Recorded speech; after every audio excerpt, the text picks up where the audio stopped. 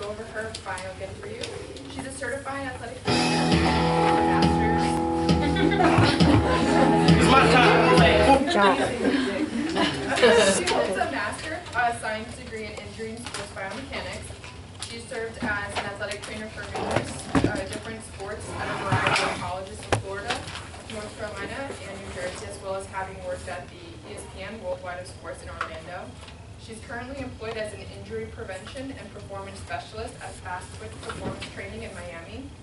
Her time is spent developing individualized training programs for her athletes that cater toward improving their performance within their sport and preventing future injuries. So she has a couple colleagues here. I brought with me John McCoy. Some of you might know him.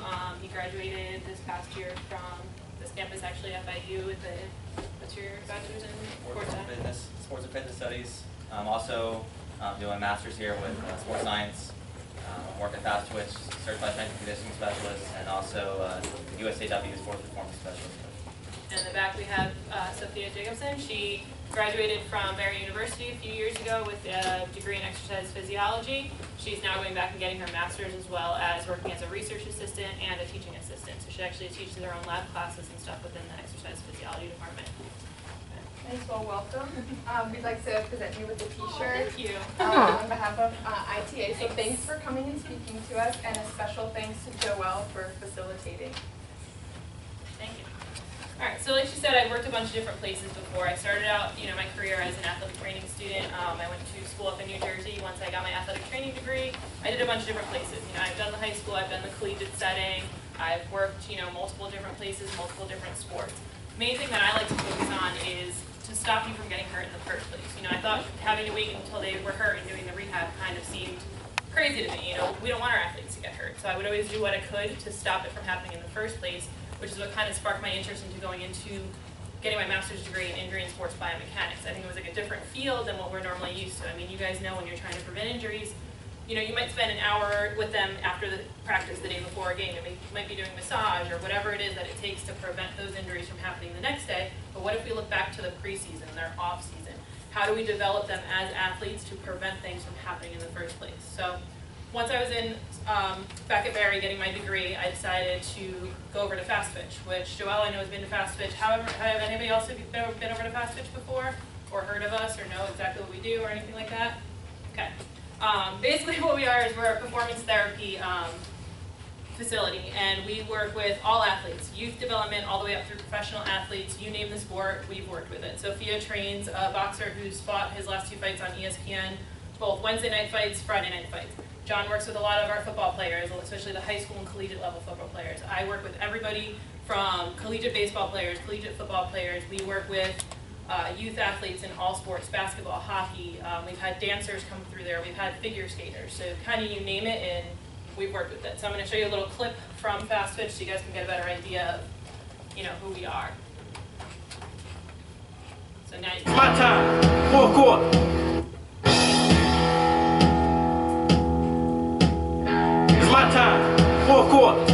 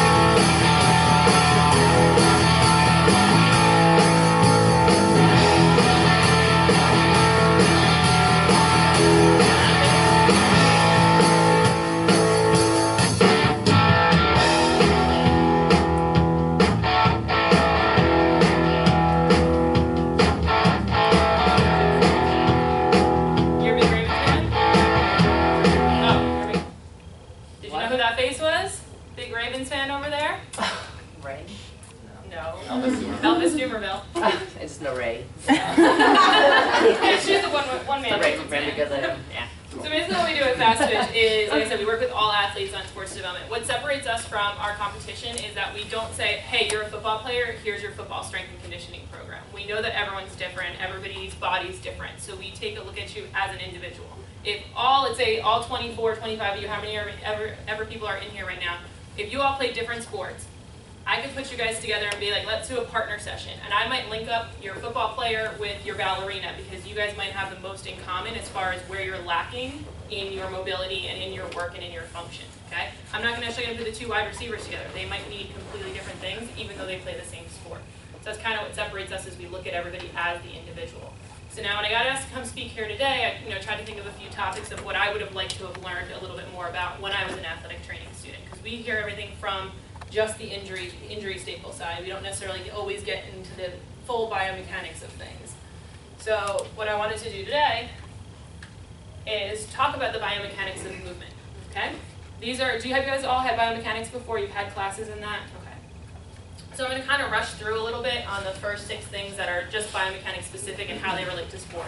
We've all seen sports science at some point or another, I'm sure, even if it's just a little clip here or there. So it'll just be a quick overview of that. And then what I want to do is just do a little bit more of how biomechanics relates directly to preventing injuries, and then we'll go out of the classroom. I promise I won't bore you. I know you've been in lectures all day. We'll go out and we'll do a lot of hands-on stuff, okay? So let's start off with force. So force is a quantifiable amount at which our bodies or objects are able to move. That's the easiest, most simple description I can give of force. It can be absorbed, it can also be expelled or produced. A few examples of that. Anybody think of examples? They can be on the board. You can cheat. I made a nice little cheat sheet for you, or come up with examples of your own. How we can absorb force. Where do we see that when we're talking about sport? Anybody? Landing. Okay, great one. So landing from a depth jump. Anytime you land from a rebound. Anywhere else? Coming out of the blocks. Blocks. Okay. That's going to, when you're coming out of the block to go into a sprint, are you absorbing or are you pushing off and expelling that force? Expelling that force, okay? So that's going to be an example of expelling. So we have the absorption is either through football tackling, through a depth jump. Expelling can be change of direction. It's also the moment arm in volleyball, okay? Coming up for an overhead hit, you might take X out of that. Thanks. When you're coming up for that overhead hit, you're applying force onto that ball that's making it travel. Okay? Any questions on force? Like I said, we're going to go nice and quick through this today. I'll send the PowerPoint to anybody who wants it so you don't have to take notes. Okay, power, it's basically the force times displacement over time. Okay, so power differentials are typically altered by the time or the force.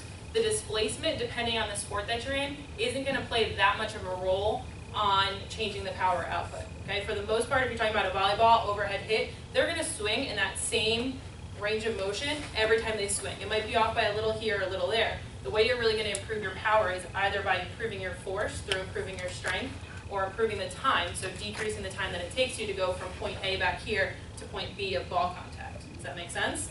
Okay. That, by the way, was Sophia's boxer that was on that picture there.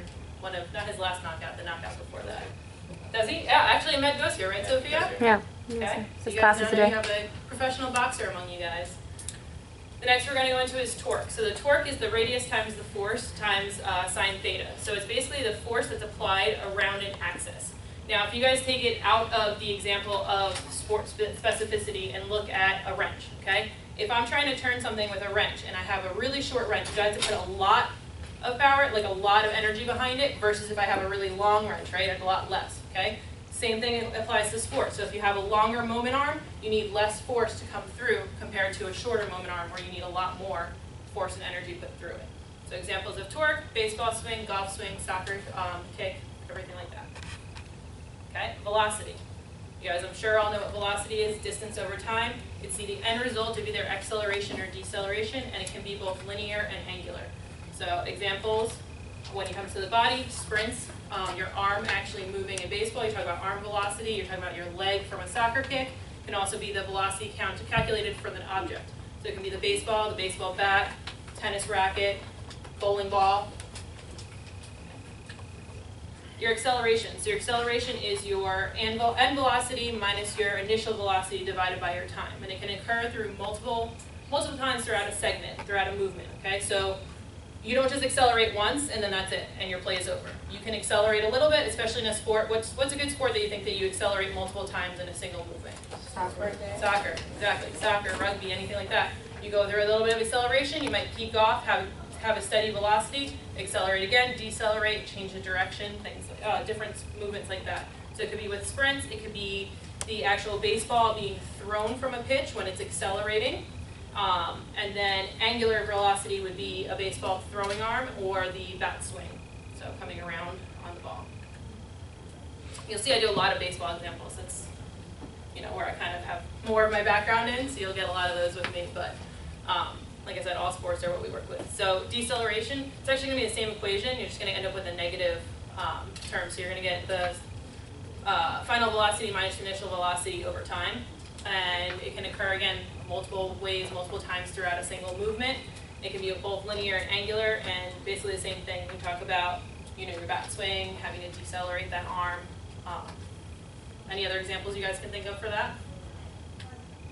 Deceleration, when you would decelerate in sport? As it give you a cheat sheet. Football? Like when you would make a cut. Make a cut? Okay, you decelerate into that cut, exactly. Okay, so now that I breezed through our biomechanics example, our little lesson, a little refresher for you, I'm going to talk about biomechanics and how it actually relates to injury prevention and to the injured athlete. We have improper mechanics when we do a movement. What's going to happen? Yep, station, we end up getting hurt, we end up getting injured. We have our proper mechanics, it can help to prevent injuries. Now, by no means am I saying that proper mechanics are the be-all, end-all to injury prevention. At the end of the day, we know that field turf has everything, it has a lot to do with it. We know that hydration, nutrition, general basic strength of all of your muscles, whether you have enough mobility within your hips, within your ankle, within all of your joints, whether you have good flexibility, they all play a role. But I think biomechanics and knowing that you're doing the movement correctly is kind of the starting point of what leads to making sure everything else stays fluid and stays correct throughout. Okay. So what I'm going to do now is I put up two pictures of the squat. Okay? Can you guys tell me which one has proper mechanics versus improper mechanics and why you think that? Go ahead, Miss Booker T. Oh, well, I think that's improper because of the arching stuff. Okay. Okay. So what kind of injury would that cause? Spondy. Okay, spondy's one. What else could it cause? Just herniation. Okay. Think outside the realm of just that. What type of injury, especially to the anterior area, can a squat with improper form and improper usage of extension exercises following that and a counter movement cause? Hip impingement. Mm-hmm. What about just tight hip flexors, general tight hip flexors? Okay? You see it a lot of times in football. What do? They go in the weight room, they squat, they deadlift, they clean. That's their lifting program. Do they ever sit there and do any back extension exercises? Some do. I'm sure here you guys probably do, because I know you guys have a great staff of the athletic trainers that work with your strength and conditioning coaches. But you go out to a high school, you go out to sometimes like a Division III where they don't have those funds to have that knowledge base behind everyone, behind all their coaching staff, and get that education for them. They're not going to be doing those extension exercises or even hip flexor stretches to stretch out their hip flexors to take that stress off the low back. So already when that kid goes out there, you're putting him in a position to get that spondy, to get that herniated disc, because every time you squat, you're not stretching the hip flexors, so you're allowing that to already have that anterior tilt. Okay, so that anterior tilt's then going to cause you, when you tell the kid to lift his chest up, he's going to arch. He's not going to lift his chest up through his back. Okay, so you see the difference here, where he's lifting up through his back, as opposed to here, when he's lifting up more in that thoracic spine. A lot of this actually comes from youth development, which a lot of people don't realize. They just say, oh, my 13-year-old, my 14, my 16-year-old kid I'm putting in the weight room, he's having problems with this squat form. Well, where do you think that developed?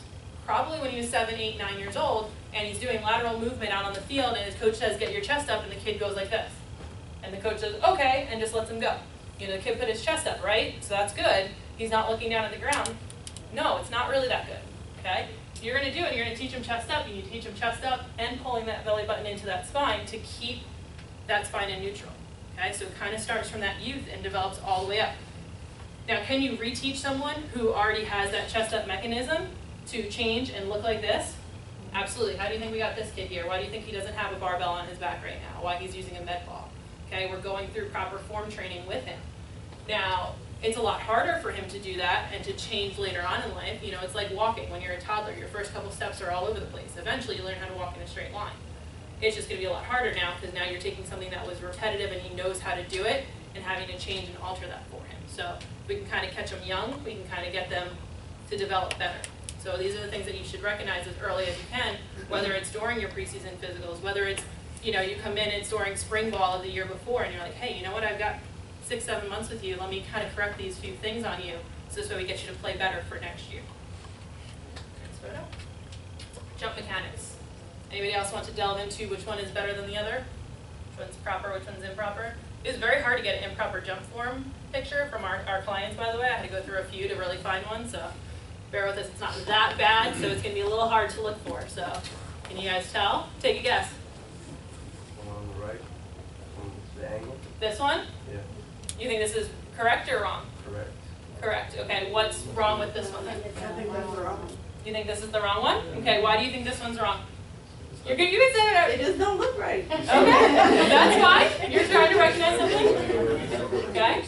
This flex, this trunk is flex. Trunk is flex? Okay, it is. That's also where we capture the image is just right as he's about to land. So yeah, it's a little too far forward. I would like him to be a little bit higher up on that. But if you look at her, check out that knee angle. Okay? She's way too far up over her knees, over her toes, for that to be a safe angle on that patellar tendon. Okay? So out of these two, if I had to choose which one was better and I prefer them to land like this, I would say this is the better landing over that landing. Now, when I actually looked at her photos, we had 6, 7 in a row and every other one was fine. This was the only one that she did poorly on. So, you know, every once in a while it's going to happen when they're relearning. And as far as this, you know, this was the same thing. This was the worst of the best of them. But I wanted to show so you guys can recognize, you know, 2 different ones and see what is good. So you can't really define, hey, this is perfect. Everyone's going to have a little different thing that they're going to need to work on. Okay. Now this is what I really want to focus on today. So I promise we only have a few more slides and then we'll get out of the room and we'll go over everything, okay? So when it comes to sprint form, so jumps we all kind of know. Squats we all kind of know. We've had some background at some point, whether it's ourselves or others doing that. But what about when it comes to sprinting? In general, what do you know about sprinting if you want to sprint faster? What do people tell you? Cover more. Cover more ground, so that's stride length. Okay, usually it's stride length and stride rate, correct? That you hear. If you increase one, you'll increase your speed, right? Okay, that makes sense. But how does that pan out for an injury? If we're increasing our stride length, are we more susceptible to injury or less susceptible? More. Do we know why? Or do we know what injury you're really susceptible to? Hamstring. Okay. Do you know why? Okay. You're also, by extending outward, you're actually utilizing your hamstrings as your main force producer to pull you. That's why we have the push versus the pull. So if I'm extended out, I'm landing back here, and I'm using my hamstrings to pull me over into that next step. Okay? If I'm talking about a push, and I'm landing here, and I'm using this backside mechanic to push me into the next step, what am I using? Am I using my hamstrings, or am I using my glutes, or am I using my calves? Glutes, okay? Your glutes are what you're going to be using every time you push up. So when I land here, and I'm using my glutes to fire me into that next step, I'm taking all of that stress off the hamstring, okay? The hamstring's still going to fire, but it's not going to fire as much as it has to when I'm reaching out here and having to pull myself over. Now think about it logically from the sense of timing, okay? If I have to reach, break, pull, is that going to be faster of a movement, or is push, push, push, push, push going to be faster? Push, push, push, push, push, okay? That doesn't by any means mean that you can't teach them to stride out. That just means you need to teach them to push off that back leg. I can still have a long stride, and if I'm pushing, my body weight will land over top of that foot to be able to push again, okay? It's when they don't push and they're just working on that stride here and stride here that they're pulling and pulling and pulling with each step, which is what's going to lead to those hamstring injuries. Not perfect, we're talking about taking it from a video, okay? Which one would you say is better, or which one does it look like he's pushing versus pulling? So this is, which one's your push? This is your push, okay? This is your pull. So he's leading out. Look where his foot's about to land, in front of his body, which means he's going to have to pull all of that body weight over the top of it, okay? Here, he's pushed off. I would have liked this in more of an extension, okay? But but pushed off, he's landing over top of that body weight and be able to push and drive, okay? Okay? So I have some videos so you guys can break it down. So now, there's tons of different apps and different services you can use. You can use Dartfish, you can put them in. Do you guys do any like biomechanical testing here, like Bicon systems or anything like that? We have it, but we don't use it. Okay. So the Bicon system's the one where you basically attach all those little reflective markers all over the place and kind of recreate the bones. It's really cool, it's really neat. Great tool to use, but it's not that necessary unless you're really looking for something specific and you want to find out on this person something specific that's for them. At the end of the day, most of what I use is just the iPhone slow-mo app on the when you record it. You can see so much through just putting in that slow-mo, and I think the video comes out better. We've used services like Dartfish, Spark Motion, Coach's Eye, and yes, I can draw on it, I can do these pretty designs, but at the end of the day, once you have an athlete who already understands the concept of what you're teaching them, that slow-mo camera, I can just be like, all right, here, look, come on, what did you do wrong? And they know it, they can feel it after a while, so trust me, that's the cheapest thing, you don't even have to pay for it, it's on your iPhone already. So John's gonna play some videos, and I want you to tell me whether it's good, bad, whatever you see. John, what do you do?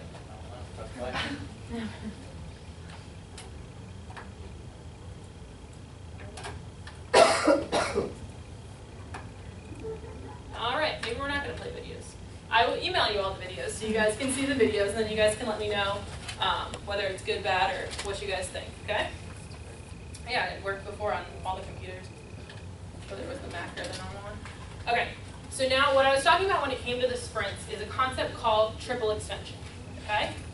So instead of doing the pull like we're doing, we want to teach the triple extension. So when they're coming off this back leg, they're extending all the way out. Their hip is an extension, their knee is an extension, and they're actually in plantar flexion. So it's that triple extension coming out through each step that they go. So from here, I stride out, I push, I stride out, I push. That's where you get those. Can you go back to the Luis or photo? No, that's Harold. Or you can even go to, okay? So see how he's coming off the ground here? He's going into that hip angle, knee extension, and all the way through, okay? So what I want to go over with you guys now, I'm going to take you out of the room.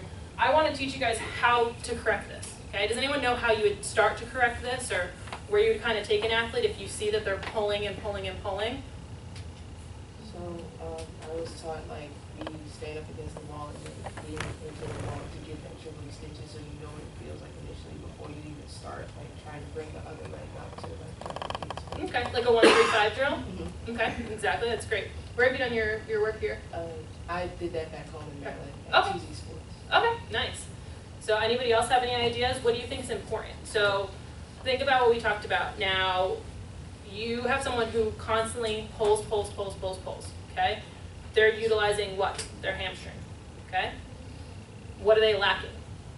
Their glutes, okay? Is there a reason that they're lacking their glute? Possibly just because of their angle that they're at, but could there be another underlying cause? We all know as athletic trainers you need to look back, okay? How many questions do you have to ask to find out the mechanism of injury? And how many times does it turn out that they were drunk on the weekend and rolled their ankle at a party and didn't actually hurt themselves at the football game? A lot, okay? And it's like pulling teeth to get that information out of them sometimes. That being said, you want to make sure you're going back and really looking for that underlying cause. So there's a possibility that they don't fire their glutes, that their glutes just aren't where they need to be because they've never utilized them. All their life they've been doing, that chest up, that little cheating trick, okay? Watch them when they do a step up. Do they do a step up and they come straight up, chest up, or are they going like this as they step up and using that quad, okay? There's going to be a lot of little factors that you can look at to see if they're able to fire that glute enough to be able to do that pulling motion. I have a kind of great story about a athlete that I used to work with. Obviously, HIPAA, we can't talk about names or anything like that, but I can talk about the injury with you. This kid has the strongest hamstrings you will ever see in your entire life. I'm talking, he can do, you guys know what body drops are? Okay? He can go down, hold for 5 seconds, 5 seconds, 5 seconds, 3 inches off the ground, go back up, hold for 5 seconds, 5 seconds, 5 seconds, okay? This kid would strain his hamstring at least twice every season, and his hamstrings were that strong. Okay, now you're talking about eccentric strength, which is usually one of the culprits when you have someone who's, oh my God, they've got such strong hamstring. They do all this on a hamstring curl. I don't understand why they're still straining it. So then you look at eccentric. His eccentric strength was phenomenal. but the kid still kept straining his hamstrings. And we put him through the video analysis, and we found out that he was pulling, and he was quick. So imagine how quick that hamstring has to fire every single time and pull. I mean, he was not a little boy, he was a pretty big boy. You know, he was John size over here, geez, you know. Have to work on that pull through, okay? So when we looked at him, we're like, you know, your hamstrings are phenomenal, but your glutes just don't fire. So we have to kind of take him back, take that step back and work on different things to fire those glutes. Then, once you get them firing, you need to teach them how to use them in the sprint. Like the drill that she's talking about, which we'll learn in a little bit, perfect drill for that, okay? We're gonna develop on that and show a different progression of things. So what I'll do is I'll take you guys out now, we'll go out to the atrium, we'll go over different drills that you can utilize, different progressions of things. I'll show a bunch at one time, and then I'll give you guys kind of about 10 minutes or so to free reign, free play with all the equipment, and then we'll actually go into how to use that triple extension from a lateral movement instead of just linear to prevent different injuries like ACL injuries. And I have a nice little fun trick that's going to really gross you guys out, and I hope it grosses you out enough to make sure that your athletes never have to deal with that kind of injury again, okay? All right, so guys, grab whatever stuff you need. If you guys can leave it in here, leave it in here.